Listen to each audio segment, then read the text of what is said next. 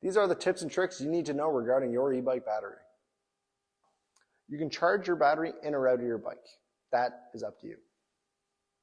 It's important to note you will get 2 keys with your e-bike, and they are strictly to remove the battery and for the force is actually to operate the bike. So please do not lose them. Pull one aside, forget about it, and only use them to take the battery out, but you should not be riding it with it in the keyhole, which is right there. If you do lose one of them, you can copy the backup. If you have the Inspire Mini, your charging port will be located right here. On this side of the bike, we have access to our charging port if you wanted to charge it in the bike. If you're going to plug your battery into charge, you always want to make sure you plug in the charger first into the battery and then into the wall outlet. Your first charge is what they call a factory charge. It is recommended that you charge the battery for 8 hours straight.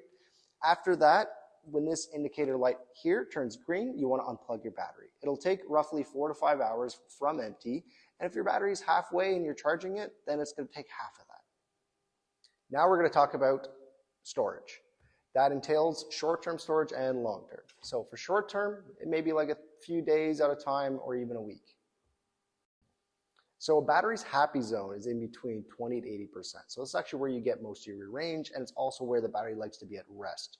So say if you went on a bike ride for the day and your battery's in between that zone by the time you're done, you'll want to leave it where it is and only fully charge it the evening before your next ride. The reason for this is that a battery doesn't like to be left at 0% or 100% for too long. So if you're only leaving it at 100% for one night, not the end of the world, but honestly, leaving it at 0% is one of the worst things you can do. So if you ever do drain your battery fully, which is totally okay, you might as well get some charge on it. And if you don't have anyone to take care of your battery over the winter months because you are going away, say down south, then we do offer storage here. So we can either store the bike for you or just the battery. One thing to consider for theft prevention is actually taking the battery inside with you. Wherever you park your bike is always a great idea, because if I'm a thief and I see an e-bike without a battery, why would I steal that? I might go find an e-bike with a battery instead. It's one extra step for them. So that's never a bad idea unless you have the force, which of course you just take the key with you. Believe it or not, a battery is like you and me and it doesn't like extreme temperatures. So if you are planning on riding your e-bike through the winter, that is totally fine. The one thing you should expect is your battery will drop in capacity by roughly 25%. So I would expect less range. And it will slowly degrade over time, but once it gets back up to temperature, it should bounce back. But of course, that will do some long-term damage to the battery.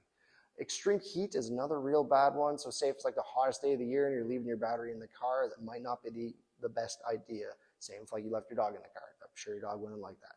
So that is something to think about going forward. Last but not least, we do give you a 3 to 5 year lifespan on your battery. That is, if you're using the bike throughout the year, you'll likely see 3 years. If you're storing it throughout the winters, you'll generally see 5.